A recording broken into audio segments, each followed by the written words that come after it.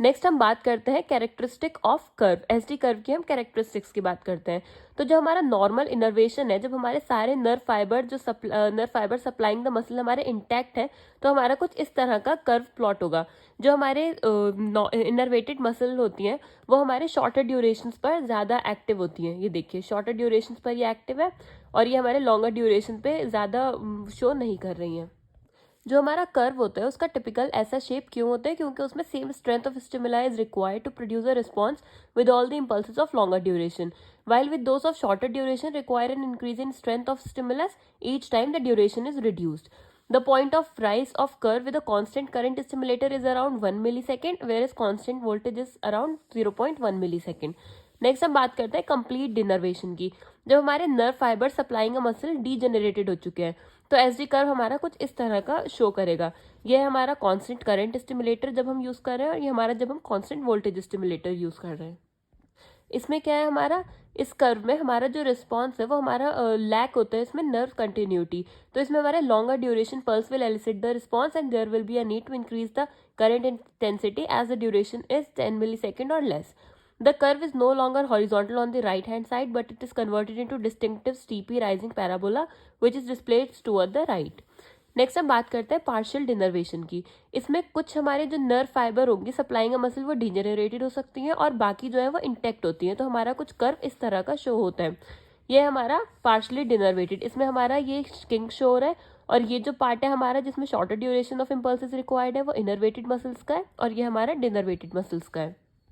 The impulses of longer duration of stimuli stimulate both the innervated and denervated muscle fiber, so a contraction is obtained with a stimulus of low intensity. और जहाँ पर हमारी impulses shorten हो रही है वहाँ पर denervated fibre response करेगा लेस रेडली, जो so that the stronger stimulus is required to produce a perceptible contraction and the curve rises steeply like that of denervated muscle. जहाँ पर हमारी शॉर्टर ड्यूरेशन है वहाँ पर इनर्वेटेड फाइबर रिस्पॉन्स करेगा to a weaker stimulus than that is required for denervated fibre, so a contraction of denervated fiber is not obtained and this part of the curve is similar to that of innervated muscle. Thus the right hand part of the curve resembles that of denervated muscle और left hand part हमें show करेगा innervated muscle का, और इन दोनों में हमें बीच में दिखेगा kink is seen at the point where two sections meet. The appearance of kink or discontinuity of the curve is a reliable early sign of denervation, and in progressive involvement of the nerve lesion it provides slightly later evidence of denervation, that electromyography. The extent of denervation can be picked up by the shape of curve and kinks. अगर हमारे muscle का large part denervated है तो greater part of the curve resemble that of denervated curve with a kink, but if only a part of fibre is denervated तो majority of innervated होंगे हमारे, तो curve हमारा रिजेंबल करेगा normal curve with a kink in it. Next हम बात करते हैं factors that affect the accuracy of SD curve. कुछ हमारे फैक्टर्स हैं जो कि अफेक्ट करते हैं हमारे एसडी कर्व को, जैसे कि skin temperature, humidity, location of muscle, oedema, ischaemia, superficial fat, electrode की पोजीशन और प्रेशर वेरिएशन. सबसे पहले हम स्किन टेम्परेचर की बात करें तो ये हमारा अल्टर करता है वैल्यू ऑफ रियोबेस. जैसे हमारा टेम्परेचर इंक्रीज होगा तो हमारा value will decrease in temperature will rise the value of rheobase. जैसे कि हमारा टेम्परेचर इंक्रीज होगा तो रियोबेस हमारा डिक्रीज हो जाएगा, और value of while decrease in temperature, अगर हमारा टेम्परेचर डिक्रीज होगा तो हमारा रियोबेस इंक्रीज हो जाएगा, मतलब ये इनवर्सली प्रोपोर्शनल है to rheobase. It is important to ensure a consistent temperature of the skin prior to testing. Next हम ह्यूमिडिटी की बात करें तो हमारा ह्यूमिडिटी भी इनवर्सली प्रोपोर्शनल है रियोबेस के. जैसे हमारी हाई ह्यूमिडिटी होगी तो रियोबेस की वैल्यू हमारी डिक्रीज हो जाएगी. नेक्स्ट हमारा location of muscle. Deeply placed muscle हमारी accurately can not accurately be located, therefore result में नॉट बी वैलिड. नेक्स्ट है हमारा एडिमा. इसमें हमारा करंट स्प्रेड हो जाएगा एडिमा की वजह से, जिसकी वजह से हमारा रियोबेस अल्टर हो सकता है. नेक्स्ट है ischaemia. Due to increase threshold to depolarise the nerve a greater intensity may be required increasing the value of रियोबेस.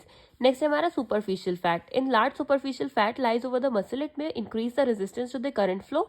इससे हमारा रेजिस्टेंस इंक्रीज हो जाएगा करंट फ्लो का, तो इसकी वजह से हमें करेक्ट रिजल्ट देखने के लिए मिलेंगे. नेक्स्ट हमारा pressure variation. The variation of pressure of the hand held electrode during the entire testing procedure में गिव फॉल्टी वैल्यूज. नेक्स्ट हम बात करते हैं practical uses of SD curve in diagnosis.